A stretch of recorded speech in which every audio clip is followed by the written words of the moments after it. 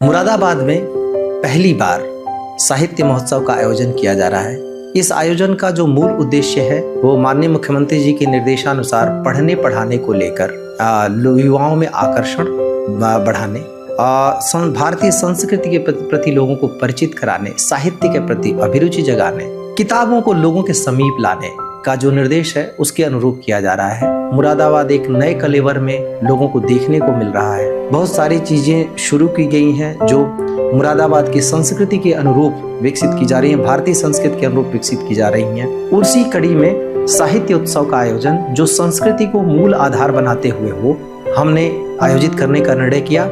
इसका आयोजन नगर निगम और जिला प्रशासन के साथ साथ उड़ीसा जो मंडल स्तर पर एक समिति ही गठित है, जो पहले पीतल नगरी महोत्सव समिति के नाम से हुआ करती थी, उसके सौजन्य से और पूर्वांचल वासी संस्था के सहयोग से इसका आयोजन किया जा रहा है। पुस्तकों के बड़े संसार के ऊपर बहुत कुछ यहाँ पे आयोजित किया जा रहा है जो भारतीय संस्कृति से जुड़ा हुआ है, लोगों के मनोरंजन के साथ साथ ज्ञानार्जन से जुड़ा हुआ है। 22 से लेकर 26 जनवरी तक इसका आयोजन किया जा रहा है। 22 जनवरी को जब इसका शुभारंभ होगा, 23 जनवरी को मां सरस्वती के पूजन का दिवस है और बसंतोत्सव की शुरुआत है। उसी के साथ साथ 24 को उत्तर प्रदेश दिवस है और 26 को गणतंत्र दिवस। इन सभी दिवसों के बीच में इस पूरे समारोह का ताना बाना इसलिए बुना गया है ताकि हमारे प्रदेश की, हमारे देश की संस्कृति से लोगों को वापस उसको याद दिलाते हुए और कुछ लोग जो नहीं जानते उनको परिचित कराते हुए कि उसमें भी वो जीवंतता है जो किसी भी पार्टी से ज्यादा बड़ी है, जो किसी भी उल्लास उत्सव से ज्यादा जीवंत है, उससे परिचित कराते हुए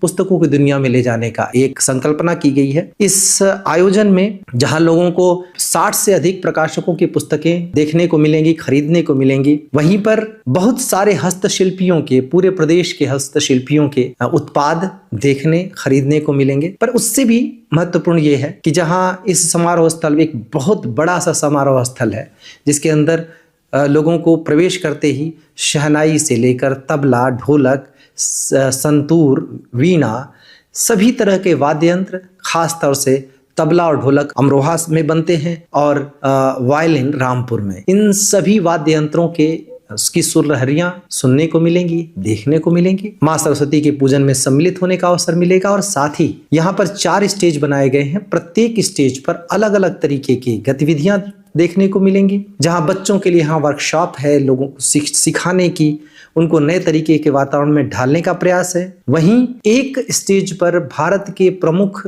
नृत्यों का प्रदर्शन होगा, अलग अलग दिनों पर अलग अलग, जहां उत्तर प्रदेश दिवस के दिन जो 24 जनवरी को उत्तर प्रदेश के सभी लोक नृत्यों का पूरे दिन भर वहां प्रदर्शन होगा। वहीं 26 जनवरी को पूरे भारत के सभी नृत्यों का प्रदर्शन होगा और शेष दिवस में भी अलग अलग भारत के बहुविध रंग वहां देखने को मिलेंगे। वहां एक जो सबसे प्रमुख मंच है रामगंगा लॉन्च, जो यहाँ की रामगंगा नदी के नाम पर है, वहाँ पे विभिन्न विषयों पर परिचर्चाएं होंगी और यहाँ के प्रमुख साहित्यकार और गजलकार दुष्यंत कुमार के नाम पर दुष्यंत मंच पर सांस्कृतिक कार्यक्रम प्रस्तुत किए जाएंगे। इस पूरे कार्यक्रम में जहाँ हमने संस्कृति को आधार बनाया, वहीं पर मुरादाबाद की विशेषताओं को भी सम्मिलित किया है। फिदा हुसैन नरसी जो मुरादाबाद के थे और बरेली के पंडित राधे श्याम कथावाचक जिन्होंने कभी एक बहुत महत्वपूर्ण भूमिका निभाई थी पारसी थिएटर में, उस पारसी थिएटर का मंचन जहां लोगों को देखने को मिलेगा, जो शायद मुरादाबाद में बहुत दिनों बाद पहली बार होगा, सालों बाद। तो वहीं पर लोगों को डाकू सुल्ताना की नौटंकी भी देखने को मिलेगी। वो डाकू सुल्ताना जो नजीबाबाद का था और जिसने इस पूरे इलाके में कभी अपना वर्चस्व कायम किया था, उस डाकू सुल्ताना की नौटंकी जो कभी बहुत प्रसिद्ध हुआ करती थी, उसका लंबे समय बाद यहाँ मंचन होगा। पूरी उत्तर प्रदेश की विदेशिया जो भिखारी ठाकुर की कृति है, उसके नाटक का मंचन होगा। यहाँ एक प्रसिद्ध जो कला है दास्तान गोई का प्रदर्शन होगा। बहुत सारे लोग शायद पहली बार दास्तान गोई सुनेंगे, जो कि जीवंत कर देती है किसी भी चित्रण को। साथ ही यहाँ की कव्वाली का भी प्रदर्शन होगा। इन सब के साथ साथ मुरादाबाद की रामलीला जो अपने आप में खास है, जो सभी रामलीलाओं से अलग है, उसका भी मंचन होगा। इन सारी प्रस्तुतियों के साथ साथ विभिन्न क्षेत्रों में बहुत बड़े बड़े लोग, जहां साहित्य की बहुत मजबूत स्तंभ गगन गिल जो साहित्य पुरस्कार विजेता है, साहित्य अकादमी पुरस्कार विजेता है, उनका आगमन होगा। ममता कालिया जो वरिष्ठ साहित्यकार है, उनका आगमन होगा, जो साहित्य के विषयों पर अपनी बात रखेंगे, तो सिनेमा पर अपनी बात रखने के लिए मधुर भंडारकर, गुलशन ग्रोवर और फिर एक सत्र में अनुषा रिजवी और मनोज जोशी आएंगे। यहाँ सांस्कृतिक संध्या में जहाँ सुखविंदर सिंह, सोना महापात्रा, मनोज तिवारी, नवाज देवबंदी से लेकर और बड़े बड़े शायर और कवि जहाँ उपस्थित होंगे, वहीं डॉक्टर कुमार विश्वास के साथ 26 जनवरी को अपने अपने राम के साथ इस महोत्सव को एक पराकाष्ठा पर लेकर जाएंगे। इनमें बच्चों के लिए स्टोरी टेलिंग होगी, अनीता भटनागर जैन के द्वारा किया जाएगा, तो वहीं बच्चों के लिए अलग अलग तरीके का वर्कशॉप होगा। और हाँ, यहाँ सुदर्शन पटनायक भी आ रहे हैं अपने सैंड आर्ट को लेकर। उस सैंड आर्ट के द्वारा यहाँ की भारत की संस्कृति, अपनी उस छवि को, अपनी जो कल्पना है उसको आकार देंगे और साथ ही उनसे सीखने को मिलेगा। बच्चों को सैंड आर्ट का गुर जब वो बना रहे होंगे उसमें देखने पे भारतीय संगीत के महत्वपूर्ण स्तंभ पंडित साजन मिश्र, उनकी भी कला का प्रदर्शन होगा, उनका गायन यहाँ पर होगा। जहाँ वहीं चेतन भगत जैसा जेनजी में फेमस लेखक हैं, वो भी यहाँ उपस्थित हो रहे हैं। सोशल मीडिया और मीडिया के संदर्भ में बातचीत करने के लिए सौरभ द्विवेदी आ रहे हैं। तो शुरू में ही रंगमंच और फिर सिनेमा के विविध विषयों पर आशुतोष राणा से बातचीत होगी, जो उसको भारतीय संस्कृति से जोड़ेंगे। भारतीय ज्ञान परंपरा पर भी चर्चा होगी और साथ ही आकाशवाणी और FM इन सब के बारे में भी बात होगी। मानसिक स्वास्थ्य की बात होगी, हमारे सुगम्य पुस्तकालय की, दिव्यांग बच्चों की बात होगी, स्त्री विमर्श की, महिलाओं की जो स्त्रियों की दुनिया है उस दुनिया को कितना आकार और कितना कैनवस मिला है। यहाँ रंगमंच की भी बात होगी। यहाँ पर विविध स्वरूप होंगे, उन सब के साथ साथ बच्चों के लिए खासतौर पे गेम जोन होगा।